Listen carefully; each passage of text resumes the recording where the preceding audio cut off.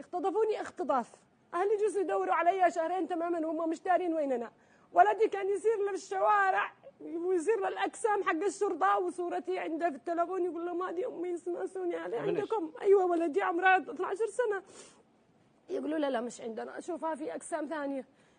يعني الحاله النفسيه الذي عانوا منها عيالي والذي عانوا منها اخوتي والذي عانت منها امي ما خلتش رجل واحد حوثي وما صارت تحبب رجيله علشان يقولوا لها فيني بنتها.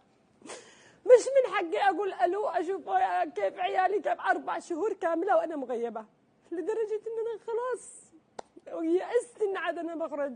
عندي ولد وبنت الصغار وقسما بالله العظيم ان انا نسيت ايش اساميهم. كنت اقول هذاك علي وبراء عيالي ايوه بس 2 صغار هذولك يمكن انهم عيالي، طيب ايش اساميهم؟ يعني وصلت لهذه المرحله الاخيره هي ما خلعوا ظفري عبد الملك العوضي في رمضان يا عبد الملك. وكان في رمضان شهر الرحمه على ما اظن، شهر المغفره شهر التوبه.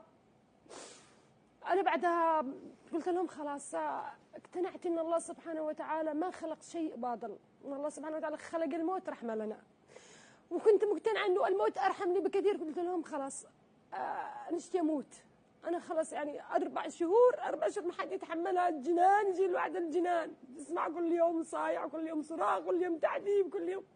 انا قلت لهم خلاص اشتي اموت. كنت اقول لهم ما انا الذي قتلت الشعب اليمني بكل اقول انا قتلت الشعب اليمني، انا قتلت الشعب اليمني. كان في سجينات كثير في السجن المركزي، السجينات كثير ايوه السجينات في الامن القومي عندما تسمعهم بس هذا تعذيب نفسي لحاله. في السجن المركزي انا تقريبا 300 سجينه، هي 400 سجينه كان العدد حقهن. كلموني هناك طبعا هم يكذبوا الحوثيين يكذبوا والمنظمه تكذب والامم المتحده تكذب، يكذبوا على انه ما فيش سجينات. يعني هذا شهاده منها 400 سجينه. السجن المركزي مليان واكثر، وصل العدد لاكثر من 400 سجينه.